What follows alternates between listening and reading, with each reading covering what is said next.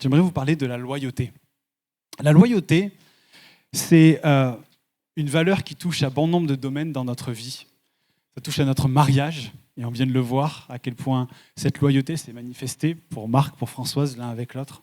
Elle se manifeste avec nos enfants, elle se manifeste avec nos amis, elle se manifeste dans notre église, dans nos entreprises, avec nos collègues. Et bien sûr, cette loyauté se manifeste envers le Seigneur. Et la loyauté, c'est cette fidélité intérieure qui refuse de trahir une alliance. C'est une responsabilité, c'est quelque chose qui refuse de laisser de côté une parole qui a été donnée et qui va finalement toucher tous les domaines de la vie que j'ai cités avant. Et pour aborder ce thème ce matin, j'avais à cœur qu'on regarde une histoire. On y est allé plusieurs fois dans cette histoire depuis le début d'année, mais je sentais vraiment que le Seigneur voulait qu'on y retourne. Et j'aimerais vous parler d'un homme qui s'appelle Uri. Uri, c'était un homme qui faisait partie des 37 vaillants hommes de David et qui a toute sa vie été fidèle à David. Il a traversé bon nombre d'épreuves à ses côtés et Uri est mentionné 11 fois dans l'Ancien Testament et il apparaît même une fois dans le Nouveau Testament et on y viendra dans un instant. Et cet homme, Uri, a tellement impressionné Dieu, il a tellement retenu l'attention de Dieu, le regard de Dieu, que Dieu ne pouvait cesser de penser à lui et de penser ce qui lui est arrivé. Et le passage que je vais vous lire dans un instant, il se situe 150 années après la mort du roi David. Et lorsque Dieu parlait de David, lorsqu'il parlait des bonnes choses concernant David, il ne pouvait cesser de penser à un homme, Uri. Et on va regarder ensemble dans 1 Roi au chapitre 15 et au verset 5 ce qu'il nous est dit. Car David avait fait ce qui est droit aux yeux de l'Éternel et il ne s'était détourné d'aucun de ses commandements pendant toute sa vie, excepté dans l'affaire d'Uri le Héthien. On voit dans ce passage que Dieu nous fait ici l'éloge de David. Il le décrit comme un homme selon son cœur. Je ne sais pas si on réalise la portée de cette parole, mais c'est Dieu qui reconnaît la manière de vivre d'un homme et la qualifie d'être en accord avec son cœur. Mais à une exception près, celle de l'affaire de Uri le Héthien. Il nous a dit qu'il était Héthien parce qu'en fait, il n'était pas israélite de naissance. Et j'imagine que l'affaire en question fait écho peut-être à certains d'entre vous, mais laissez-moi vous rappeler ce qui s'est passé pour qu'on saisisse pleinement ce que Dieu veut nous dire ce matin. Cette affaire, elle a commencé dans le livre de 2 Samuel au verset 11 par une petite mention qui nous est faite, où il nous est dit « L'année suivante, au temps où les rois se mettaient en campagne, David envoya Joab avec ses serviteurs et tout Israël pour détruire les fils d'Ammon et pour assiéger Rabat. Mais David resta à Jérusalem. » David, à ce moment-là, il aurait dû partir avec ses hommes au combat en tant que leader, en tant que chef de l'armée. Mais le problème, c'est qu'il est resté dans son palais toute seule. Et tout ce qu'on s'apprête à voir maintenant a commencé à glisser quand David n'a pas pris sa place, quand il a quitté le terrain de sa responsabilité, de sa loyauté envers ses hommes. Avant bon nombre de péchés qu'on commet, il y a souvent une démission intérieure. Ça commence toujours par une démission intérieure. La loyauté, elle nous garde à notre poste. Elle nous fait dire, Seigneur, ce que tu m'as confié compte, ma famille compte, mon appel compte, mon service compte, mon intégrité compte, et les personnes que tu m'as confiées comptent. Et la déloyauté, elle commence rarement par une grande trahison. Elle commence souvent par une toute petite permission intérieure en se disant, mais en fait, c'est pas si grave. En fait, personne ne le verra, j'ai bien le droit, je peux m'accorder ce droit-là, alors c'est bon. Et c'est exactement ce que David a fait, il est resté dans son palais. Et il nous est dit qu'un soir, il est là, sur son balcon, donc vous imaginez le palais qui domine toute la ville, il est là, il se balade sur son balcon et il aperçoit sur le toit de la maison d'en face un ovni, un objet féminin non identifié, en train de prendre son bain, et il aperçoit cette belle femme qui est là, nue, et qui prend son bain, et d'un seul coup, il a cette pensée de convoitise en disant « mais je veux cette femme. J'aimerais coucher avec cette femme. Je désire cette femme. » Et vous savez, l'oisiveté et le vice, et je le dis tout le temps, et je le répéterai aussi souvent que possible, l'oisiveté et le vice partagent souvent le même lit. Lorsqu'on n'a rien à faire, c'est souvent une piste d'atterrissage pour bon nombre de bêtises qu'on peut commettre. Et David, alors qu'il est là et qu'il n'a rien à faire, il aperçoit cette femme et tout de suite, il nous est dit, il va se renseigner sur elle. Il nous est dit, David fit demander qui est cette femme et on lui dit, n'est-ce pas Bathsheba, fille d'Éliam, femme d'Uri le Héthien? Donc David est là, il aperçoit cette femme, l'envie est là, et on va lui apprendre une chose, on va lui dire, en fait, David, cette femme, c'est pas une inconnue, en fait, c'est la femme d'un de tes vaillants hommes, Uri, celui qui est au combat, celui qui est au front là-bas, sans toi en l'occurrence d'ailleurs, alors que toi tu devrais y être, et lui il est là-bas, il est en train de combattre seul. Et déjà il aurait dû arriver à l'étape de ne pas demander qui était cette femme, mais alors qu'il apprend qui elle est, à savoir l'une des femmes de ses hommes, il envoie quelqu'un en disant « Allez la chercher, je veux qu'elle vienne ». Donc non seulement il aurait déjà dû s'arrêter au moment où il l'a vue, ensuite il se renseigne et ensuite il apprend que c'est la femme de l'un de ses vaillants hommes et il envoie quand même la chercher. Et il nous est dit, verset 4, David envoya des gens pour la chercher, elle vint vers lui et il coucha avec elle. Et après s'être purifiée de sa souillure, elle retourna dans sa maison. Laissez-moi vous faire une traduction beaucoup plus simple. David a violé cette pauvre femme. Il a violé Bathsheba parce qu'il l'a désirée et en tant que roi, il avait le droit de ce qu'il voulait et il a violé cette femme. Et on peut ressentir toute la peine, toute la souillure qu'elle a dû ressentir puisqu'elle est rentrée chez elle. Il y avait des coutumes juives où les femmes après devaient se purifier et elle s'est purifiée pour rentrer chez elle. Et David a sali cette femme. Il a sali son mariage simplement pour un bon coup. Et quel coup en effet, puisque en plus d'avoir couché avec elle, en une fois, le gars a réussi à la mettre enceinte. Donc on a une femme qui est seule à la maison, son mari est au front, et elle tombe enceinte, ce qui la fout un petit peu mal. Maintenant, accrochez-vous bien sur jusqu'où nous pouvons parfois aller pour couvrir notre déloyauté et pour couvrir la souillure de nos cœurs.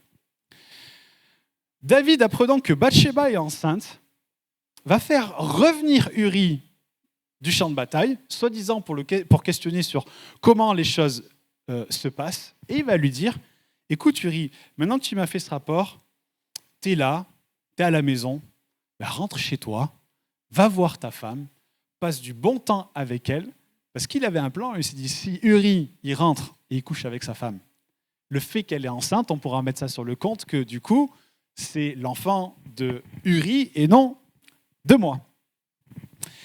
Et le problème, c'est que ça ne va pas se passer ainsi. On va regarder maintenant les versets 9 à 13 et vous allez voir l'homme d'honneur, l'homme de loyauté qu'était Uri.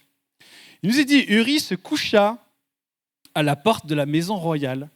Donc c'est-à-dire qu'il va au palais, il parle avec David et ensuite il reste à l'entrée du palais et il dort avec les serviteurs de son maître et il ne descendit point dans sa maison. On en informe à David et on lui dit, Uri n'est pas descendu dans sa maison. Et David dit à Uri, mais n'arrives-tu pas de voyage? Pourquoi tu n'es pas descendu dans ta maison? Et Uri répondit à David, l'arche et Israël et Juda habitent sous des tentes. Mon seigneur Joab et les serviteurs de mon seigneur campent en rase campagne et moi j'entrerai dans ma maison pour manger et boire et pour coucher avec ma femme. Aussi vrai que tu es vivant et que ton âme est vivante, je ne ferai point cela. Et David dit à Uri, reste ici encore aujourd'hui et demain je te renverrai. Et Uri resta à Jérusalem ce jour-là et le lendemain. David l'invita à manger et à boire en sa présence et il l'enivra. Et le soir, Uri sortit pour se mettre sur sa couche avec les serviteurs de son maître, mais il ne descendit point dans sa maison. Cet homme était tellement droit, tellement fidèle, tellement loyal qu'il va dire à David, mais comment je pourrais oser faire une telle chose? Comment je pourrais rentrer chez moi, manger avec ma femme, coucher avec ma femme, alors que mes frères, les guerriers qui sont avec moi, ils sont là-bas, ils dorment dans des tentes, ils combattent et tout, mais comment je pourrais leur faire subir un tel affront? Ils sont là, ils se font lacérer, ils se font taillader, ils se battent comme des fous, c'est impossible que je puisse faire cela. Petite parenthèse, soit dit en passant, c'est exactement ce que faisait David. Mais Uri va dire, c'est hors de question, je ne vais pas faire cela. Et on voit que Uri est déjà loyal envers sa femme, il est loyal envers ses compagnons, il est loyal envers sa mission, envers l'arche de Dieu, envers le peuple, envers son commandant. Et on voit que sa loyauté, elle n'est pas sentimentale, mais c'est une loyauté qui est spirituelle, elle est communautaire. Vous savez, on vit, vous et moi, dans une société où l'épanouissement personnel est sans arrêt mis en avant. Et il y a du bon dans ça. Tout n'est pas mauvais là-dedans. Prendre soin de soi, avancer dans notre identité, nos blessures, avoir du succès, développement personnel, être la meilleure version de soi-même, et j'en passe. Et c'est très bien, c'est une bonne chose. Mais la Bible nous pousse aussi à nous demander, mais à qui dois-je rester fidèle ? Qu'est-ce que Dieu m'a confié ? Quelle parole ai-je donnée ? Qui serait blessé si je cède à mon envie immédiate ? Si je cède à faire les choses que moi j'ai envie de faire ? Parce que vous savez, la loyauté, elle coûte quelque chose. La loyauté, elle coûte des envies, elle coûte des avantages, elle coûte des facilités. Parfois, elle va vous coûter une vengeance, elle va vous coûter une justification. Elle coûte parfois le fait de rester droit quand d'autres ne le sont pas.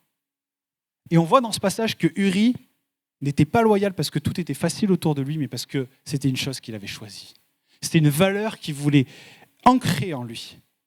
Et on voit maintenant, et on arrive dans la folie de toute cette histoire, en voyant qu'Uri n'allait pas vers sa femme, David, il est passé à la deuxième phase de son plan et s'est dit, je vais l'inviter à manger, je vais le faire boire bien comme il faut, et quand il sera un petit peu éméché, un petit peu ivre, eh ben, je l'enverrai de nouveau chez sa femme, et il y a peu de chances qu'il tienne le coup. Et Uri avait plus de conviction, même ivre, que la plupart des chrétiens n'en ont à jeun. Parce que même ivre, il n'est pas rentré chez lui, mais il a dormi avec les serviteurs dans le palais. Imaginez, ces gars-là, ils partaient en campagne pendant des mois. Vous croyez qu'il n'avait pas envie d'aller voir sa femme ? Bien sûr qu'il avait envie de la retrouver. Mais il a tenu bon dans ses convictions et dans l'esprit de loyauté qu'il animait, malgré son manque de lucidité. Et ça, mes amis, c'est ce qu'on appelle la conviction du Saint-Esprit. Et chacun de nous avons la force, en Dieu, de tenir bon face à nos tentations, face à ce qui peut mettre à mal notre loyauté envers Dieu, envers notre conjoint, envers notre famille et nos amis. Si vous vous dites que des fois vous avez la permission de faire des choses que vous savez être pas bonnes, mais vous les faites quand même parce que vous dites que c'est trop dur et que c'est pas possible, que vous ne pouvez pas tenir, c'est faux et c'est des mensonges que vous racontez à vous-même. Et vous savez pourquoi ? Parce qu'il nous est dit, dans 1 Corinthiens 10, 13, écoutez bien, toutes les tentations que vous avez rencontrées étaient normales pour des hommes et des femmes. Dieu est fidèle et il ne permettra pas que vous soyez tentés au-delà de vos forces. Et quand vous serez tentés, Dieu vous donnera la force de le supporter et le moyen d'en sortir. Je ne sais pas à qui je m'adresse ce matin, mais vous pouvez triompher des tentations qui sont les vôtres. Vous pouvez rester loyal à votre conjoint, même face aux batailles qui font rage dans vos pensées, même face aux batailles qui font rage dans votre couple et dans votre relation. Vous pouvez rester loyal face au Seigneur aussi dans des choix que vous savez être mauvais pour vous et qui sont contraires à sa parole. On a tous la force de tenir face aux tentations qui sont les nôtres. Le véritable problème, ce n'est pas vos tentations, comme on l'a lu dans ce verset, parce qu'elles sont normales, elles se présentent à tous les hommes, à toutes les femmes depuis la nuit des temps. Vous n'êtes pas des tordus dans vos pensées, vous n'êtes pas nuls, vous n'êtes pas des mauvais chrétiens. C'est le monde dans lequel nous vivons qui est complètement tordu. Mais dans ce monde complètement tordu, dans l'environnement tordu dans lequel peut-être vous évoluez, la chose dont vous avez besoin, la chose dont nous on a besoin, en fait c'est d'une nouvelle effusion du Saint-Esprit. On a besoin du Saint-Esprit, on a besoin de cette conviction qui vient de lui pour nous empêcher de faire ces choses-là, même lorsqu'on a l'impression d'avoir perdu le contrôle. Uri, il était saoul et il n'a rien lâché. Et il y a des fois des états, des situations dans lesquelles on se retrouve, c'est pas qu'on est saoul, mais on a l'impression qu'on se fait envahir, acculer par tellement de choses, tellement de situations, et tout paraît impossible. On se dit, mais c'est pas possible, je peux pas tenir, alors allez, petite permission, je m'accorde celle-là. Et puis 1 pas, 2 pas, 3 pas, et on se retrouve enlisé dans la colle à plus pouvoir s'en sortir. Et je vais vous montrer à quel point on peut se retrouver enlisé dans la colle. Parce que David, voyant que de l'avoir ramené, lui avoir dit, tu peux aller voir ta femme, ça n'a pas marché. Il le fait boire, il le fait manger, ça n'a pas marché. Et à ce moment-là, en fait, voyant qu'il était si fidèle sur le champ de bataille, dans la chambre à coucher, si loyal dans tout ce qu'il était confié, et voyant qu'il ne le ferait pas plier, il a dit, il n'y a qu'une seule solution. En fait, il faut que je tue le gars. Il en arrivait un point, mais en fait, il faut que je couvre, et j'ai tout essayé, c'est pas possible, il faut que je tue le gars, je vais devoir le tuer. Et il y a un tableau, Véro, si tu peux l'afficher, un tableau que j'aimerais vous montrer, sur lequel je suis tombé, et j'aimerais que vous puissiez voir la chose. Alors, un petit peu de contexte, je vous garantis que les palais en Israël ne ressemblaient pas à ça. Les gars n'étaient pas blancs avec des cheveux longs. On met le contexte de côté, on se replonge dans la culture du Moyen-Orient. Mais on voit sur ce tableau Uri qui est représenté ici. David qui est sur son trône et qui lui confie une lettre avec un sceau. Ok ?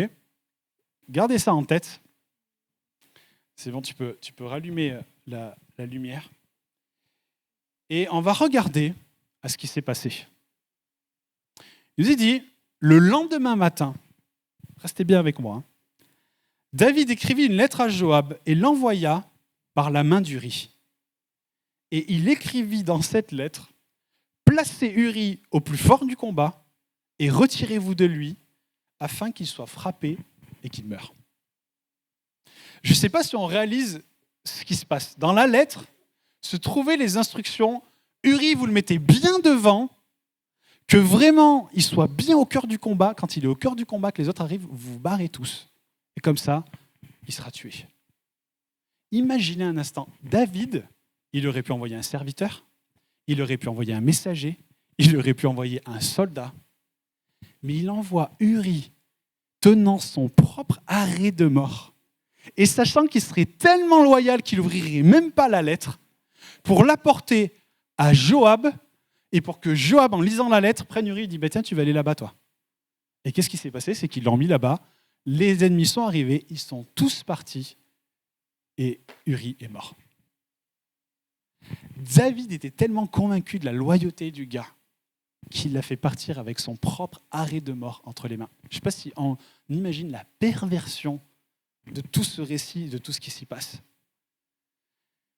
À ce moment-là, dans sa folie, dans son péché, dans son désir de couvrir son péché, c'est comme si David avait tout oublié. Tout sens moral, toute amitié, toute loyauté envers cet homme, mais également aussi, il avait oublié Dieu. Il a complètement oublié Dieu. Mais Dieu, lui, il n'a pas oublié. Nous, on peut oublier tout un tas de choses, mais Dieu, lui, il n'oublie pas. Et comme on l'a lu au début de ce message, même 150 ans plus tard, quand il pense à David, certes à tout ce qu'il a fait de merveilleux, et David était vraiment un homme extraordinaire, un homme merveilleux, on vient de se plonger dans la période la plus ténébreuse de la vie de David, c'était vraiment un homme qui était incroyable en dehors de tout ce qui s'est passé. Et Dieu vante qui était David, mais il ne peut pas s'empêcher de passer l'éponge sur Uri et sur la manière dont il a été traité. Et dans 2 Samuel 12 au verset 15, après, Dieu envoie le prophète Nathan pour confronter David. David va réaliser tout ce qu'il a fait. Et même après tout cela, il continue d'appeler la femme, d'ailleurs, petite mention importante, c'est que Bathsheba va devenir la femme de David ensuite. Vu que le gars n'est plus là, il la prend pour femme. Mais Dieu va continuer de l'appeler la femme d'Uri. Pas la femme de David, la femme d'Uri. Et David a payé une note très élevée pour avoir fait cela. Maintenant, puisque je vais quelque part avec tout ça, j'aimerais vous montrer, moi, une chose que je trouve incroyable. Dans le Nouveau Testament, dans Matthieu au chapitre 1 et au verset 1, quand vous prenez tout ce chapitre-là, souvent, les 3/4 des chrétiens, ils passent parce qu'en fait, c'est la généalogie, c'est d'une passion incroyable. Mais vous allez voir qu'en fait, il y a des choses très intéressantes. Ça commence, il nous est dit, généalogie de Jésus-Christ, fils de David, fils d'Abraham. Donc, Jésus est issu de la lignée de David. Et ça commence comme ça. Abraham, Isaac, Jacob. Et ça continue de verset en verset. Et on arrive au verset 6, où il nous est dit, Obed engendra Isaïe, Isaïe engendra David, le roi David engendra Salomon, de la femme d'Uri. Je pense que David, il dirait ça, il aurait un petit peu les boules quand même. Mais on voit, c'est comme si Dieu disait, cet homme, il n'est peut-être pas dans la lignée biologique, mais moi, je ne vais pas l'effacer de l'histoire. Les hommes ont pu l'écarter, les hommes ont pu l'abandonner sur le champ de bataille, mais moi, je ne l'écarte pas de ma mémoire. Des années ont passé, le royaume a continué, David s'est repenti, Salomon est né, l'histoire d'Israël a avancé. Et pourtant, quand Dieu regarde David, il y a encore cette phrase, l'affaire d'Uri. Dieu n'a pas pu passer l'éponge sur Uri. Pourquoi je vous parle de tout cela ce matin ? Parce que Dieu voit la loyauté des oubliés. Et Dieu voit aussi la trahison de ceux qui abusent de leur position. Dieu voit votre loyauté. Et il y a une consolation pour ceux qui ont été fidèles sans être reconnus. Il y a une consolation pour ceux qui servent avec fidélité dans l'ombre, ceux qui tiennent leur engagement. Dieu voit ceux qui ont refusé de trahir même quand la trahison aurait été rentable. Dieu voit ceux qui n'ont pas lu la lettre. Dieu voit ceux qui n'ont pas cassé le sceau. Et la loyauté, au sens biblique et spirituel, elle n'est peut-être pas toujours récompensée ici-bas. Parfois, d'ailleurs, elle est même perdante à court terme. Mais devant Dieu, il n'y a rien qui est perdu. Il nous est dit dans 1 Corinthiens 4,2, ce qu'on demande des administrateurs, des gérants, dit Paul, c'est que chacun soit trouvé fidèle. Dieu demande à chacun et chacune d'entre nous d'être fidèle. Et cette loyauté, elle est présente tout au long de la Bible. Et bien sûr, le plus grand modèle de loyauté reste Jésus lui-même. Il a été fidèle en toutes choses. Paul le résume ainsi, si nous sommes infidèles, lui demeure fidèle parce qu'il ne peut pas se renier lui-même. Maintenant, je vous ai parlé de tout ça pour arriver à ce point maintenant, et j'aimerais vous poser des questions, vous poser cette question, et j'espère vraiment que le Saint-Esprit va mettre en lumière ce qui se trouve dans nos cœurs.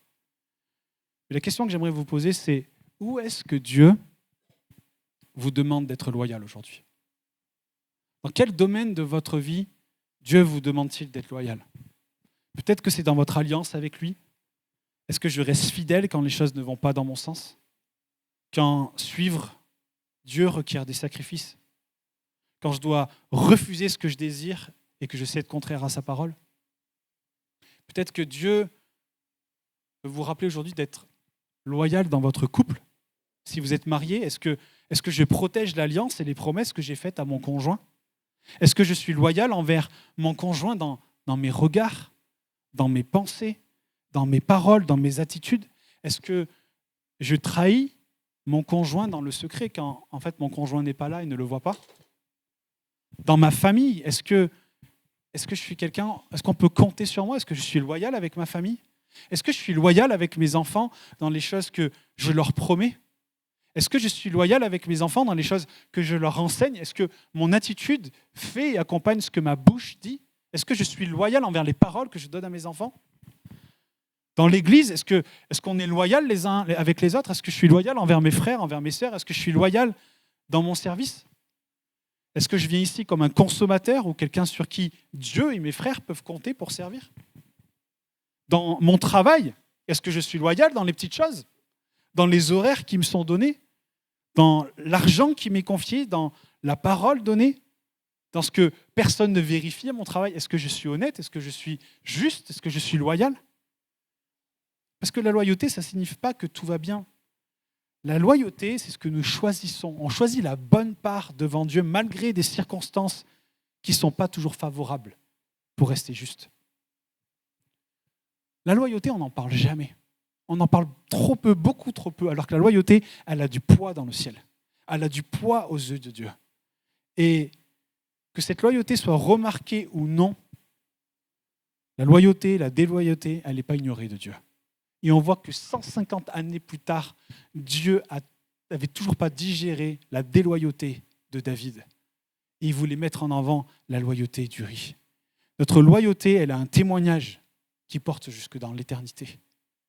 Et je suis tellement reconnaissant du témoignage qu'on a eu de Marc et Françoise. Vous savez le nombre de gens qui se barrent et qui quittent leur conjoint dans des situations comme ça ? Ou qui méprisent leur conjoint, ou qui sont méprisants avec leur conjoint. Moi, je les vois, j'habite à côté d'eux. Françoise, elle est remplie d'amour pour son mari, et Marc, il est rempli d'amour pour Françoise. Et ça, c'est beau, ça, c'est le témoignage d'une fidélité, d'une loyauté. Et la question que le Seigneur nous pose ce matin, c'est qu'en est-il de nos vies ? Quel est l'état de notre loyauté dans les choses qui nous sont confiées? Dans mon mariage, dans mon couple, avec mes enfants, dans mon travail, dans mon église? Est-ce qu'on est des gens qui sont connus pour être loyaux? Ou est-ce que dans l'ombre, quand personne ne voit, on n'a aucun problème à mettre nos valeurs de côté pour regarder ce qui pèse dans la balance vis-à-vis de nous? Et ça, c'est une vraie question que le Seigneur nous pose aujourd'hui. Dans quel domaine avez-vous et avons-nous besoin de revoir notre loyauté?